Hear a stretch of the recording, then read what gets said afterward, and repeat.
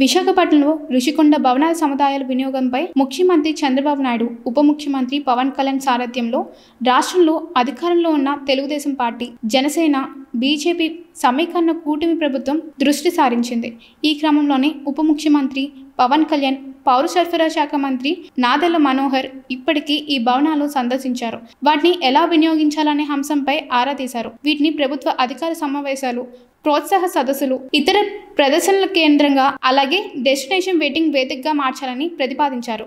ఈ ప్రతిపాదనను త్వరలోనే ముఖ్యమంత్రి నారా చంద్రబాబు నాయుడుకు అందజేయనున్నారు. వచ్చే అసెంబ్లీ వర్షాకాల సమావేశాల్లోపు దీనిపై నిర్ణయం తీసుకునే అవకాశం ఉంది. గతంలో వైఎస్ఆర్ కాంగ్రెస్ పార్టీ ప్రభుత్వం ఈ భవనాలు నిర్మించిన విషయం తెలిసిందే. దీనికోసం 453 కోట్ల రూపాయలను ఖర్చు చేశారు. భారీ ఖర్చుతో నిర్మించిన ఈ భవనాలను తన హయాంలో అధికారిక నివాసంగా, కార్యాలయంగా మార్చుకోవాలని ప్రయత్నించారని పవన్ కళ్యాణ్, నాదెళ్ల మనోహర్ విమర్శించారు.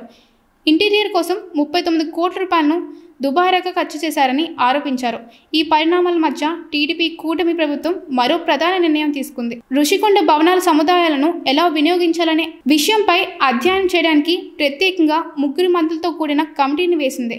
భవనాల పరిశీలన, వినియోగంపై ఈ కమిటీ ప్రభుత్వానికి సిఫార్సులను అందజేస్తుంది. పర్యాటన శాఖ మంత్రి కందుల దుర్గేష్, ఆర్థిక శాఖ మంత్రి పయ్యావుల కేశవ్, ఆయా శాఖలకు చెందిన ప్రధాన కార్యదర్శకులు, ముఖ్య కార్యదర్శకులు, పర్యాటక రంగం అభివృద్ధి శాఖ చైర్మన్ అండ్ మేనేజింగ్ డైరెక్టర్ను ప్రత్యేక ఆహ్వానితులుగా చేర్చారు.